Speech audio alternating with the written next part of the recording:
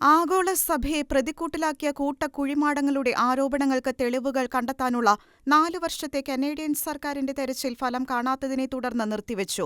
കത്തോലിക്കാ സഭയെ അടച്ചാക്ഷേപിച്ച ആരോപണങ്ങളിൽ തെളിവ് ശേഖരണത്തിനായി $216.5 മില്യൺ ചെലവഴിച്ചിട്ടും ഒരു തെളിവും ലഭിക്കാത്തതിനെ തുടർന്ന് അന്വേഷണത്തിനായി രൂപീകരിച്ച സമിതി ഈ മാസം അവസാനത്തോടെ സർക്കാർ പിരിച്ചുവിടുമെന്നാണ് റിപ്പോർട്ട്.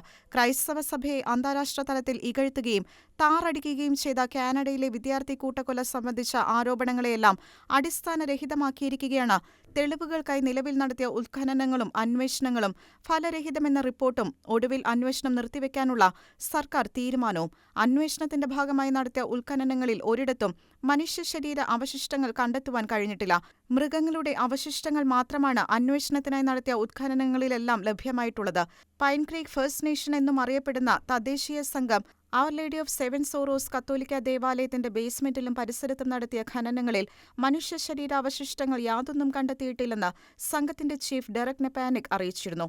ഭൂമിയിലേക്ക് തുളച്ചുകയറുന്ന റഡാർ അല്ലെങ്കിൽ GPR കണ്ടെത്തിയ അസ്വാഭാവികതകളിൽ അഗ്നിബാധയിൽ നിന്നുള്ള മൃഗങ്ങളുടെ അസ്ഥികളും അവശിഷ്ടങ്ങളുമല്ലാതെ മനുഷ്യ അവശിഷ്ടങ്ങളൊന്നും കണ്ടെത്താൻ കഴിഞ്ഞില്ല എന്നായിരുന്നു നെപ്പിനാക് വിശദീകരിച്ചത്.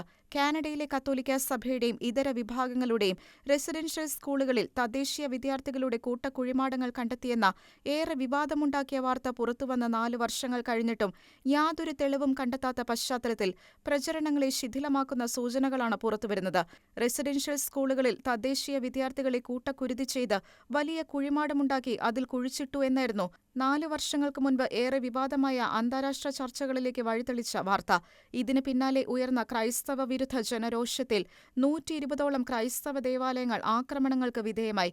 കനേഡിയൻ സർക്കാരിനു വേണ്ടി കത്തോലിക്ക സഭയും ആംഗ്ലിക്കൻ സഭയുമാണ് റെസിഡൻഷ്യൽ സ്കൂളുകൾ നോക്കി നടത്തിയിരുന്നത്.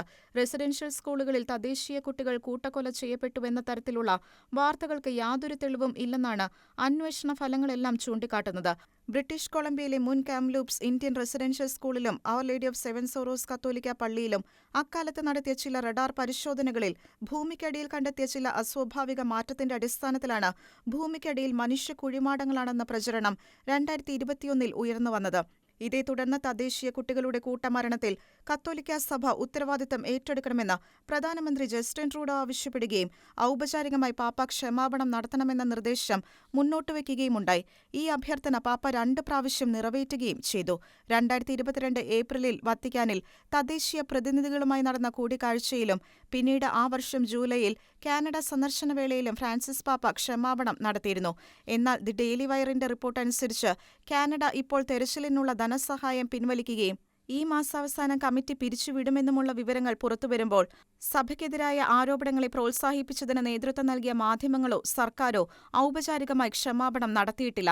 അതേസമയം കത്തോലിക്ക സഭയെ പ്രതിക്കൂട്ടിലാക്കിയ ആരോപണങ്ങളെ തുടർന്ന് ആക്രമിക്കപ്പെട്ട 120ഓളം ക്രൈസ്തവ ദേവാലയങ്ങൾ പീഡിത ക്രൈസ്തവ സഭയുടെ അതിജീവന ചരിത്രത്തിന്റെ ഭാഗമായി നീതിക്കായുള്ള മാധ്യമ നിലവിളികളെ ആകർഷിക്കാതെ ചരിത്രത്തിൽ ശേഷിക്കുകയാണ്. International desk, Shekinah news.